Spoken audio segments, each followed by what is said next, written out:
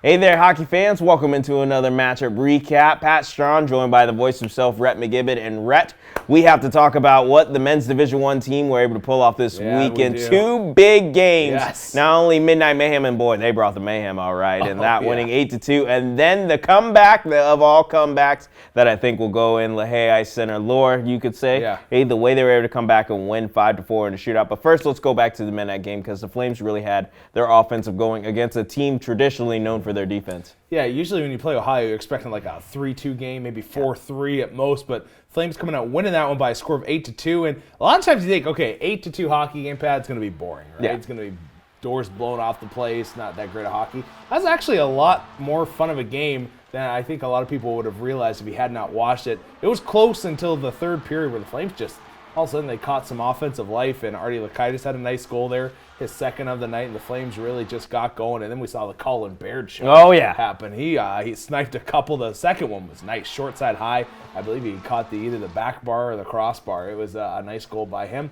And then they took that momentum and didn't really carry it into the next game because the offense was stagnant for the first two periods of play. But then we hear, rumor has it, that one of the coaches kind of gave him a little bit of like, all right, guys, like if you want to be the best team in the league, you got to show it night in and night out. And boy, did they ever come out there in the third period of play and score, what was it, 3 goals in just over a minute? In under a minute. Okay, they were rolling. I think the beautiful thing about the whole aspect of this is it wasn't like it was snipes or it wasn't finesse kind of stuff. Two of them were low pad. Like you go far pad, you get the rebound, you just chalk it in. The Bohinski goal was like that.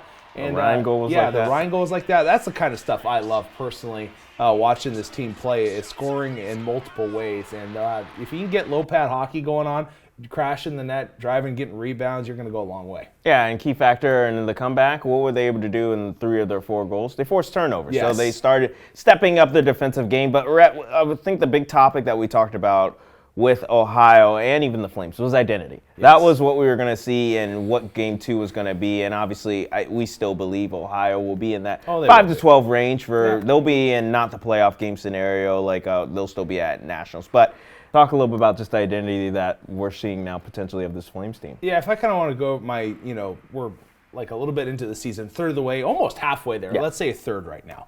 You're through the season so far. And if I'm looking at things, I'm saying, hey, we got solid goaltending. Mm-hmm. Right off the bat, I love the way that Myers and Lessier have pushed one another. Right now, I'm going to give Tyler Myers credit. He was fighting the puck a little bit in that game, the Saturday game against Ohio, but stood in there and eventually got the win. That builds a lot of mental strength and confidence as a goaltender. Defensively, I really like this team. They transition the puck well. Sometimes they might try to go for the big hit a little bit too much, certain guys here and there, but overall their ability to transition from inside their own zone and get it back on the attack is great, especially when Garrett Nelson is out on the ice. And then the forward group, I think, have done a tremendous job of playing that possession style of play. They like the Flames will get it down the offensive zone. And the one thing that a lot of possession teams, maybe they try to be a little bit too cheeky in the offensive zone, but the Flames seem to be pretty content with cycling it down deep in the corner. And a lot of people hear cycling and they hear possession and they say those two things don't go together. But if you play it smart and you cycle the puck, it's basically a pass.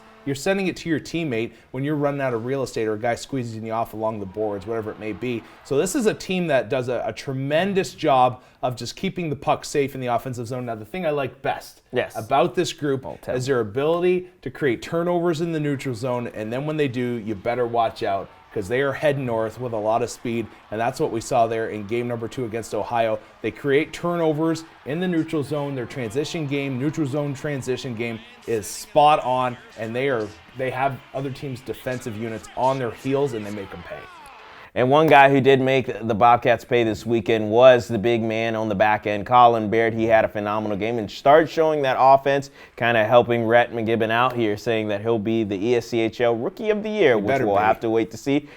But he did look like it in Game 1 and Game 2, the way he was able to play a two-way game. And Monica Garland got to talk with him after the epic comeback on Game 2 against the Bobcats.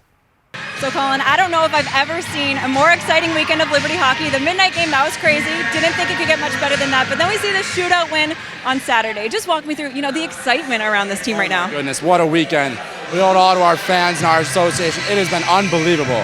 Unbelievable. And then you yourself, you had an awesome weekend as well, really getting your offense going, getting that established at this point in the season. What was really clicking for you this weekend?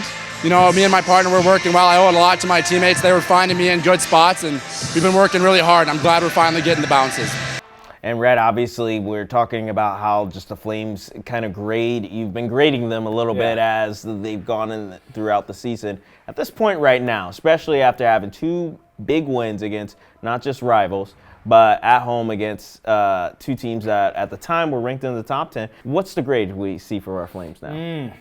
It's a good question. I would say a solid B. Yeah, he used to be a teacher, so he's a tough grader. Yeah, mark you hard. No, I'd say solid B, and this is where I want to see the Flames clean up, is their own turnovers. Yes. And I want you, if you're getting squeezed off of the line, I want you to get it in deep and go after it. You got big bodies. You got Cole Gamer. You got Brock Thompson is a big guy. I think a lot of people think of Brock as a scorer, but he has impressed me this season with his ability along the boards. He's done a great job. Quinn Ryan's a guy, and Fricks, they're smaller lads, but man, they can get it done in the corners as well. And then when you bring out the Bartel line, Victor, I can just go on and on, Pat. I like the way this team plays. They have an edge to them, which we haven't seen in a while, and their ability to play in grittier games is good. But limit the turnovers, and I think we have to stay out of the box. You stay out of the box, and then here's the last thing. All right, I know I'm long-winded here today, but I'm just excited. All right, gotta be. Power play.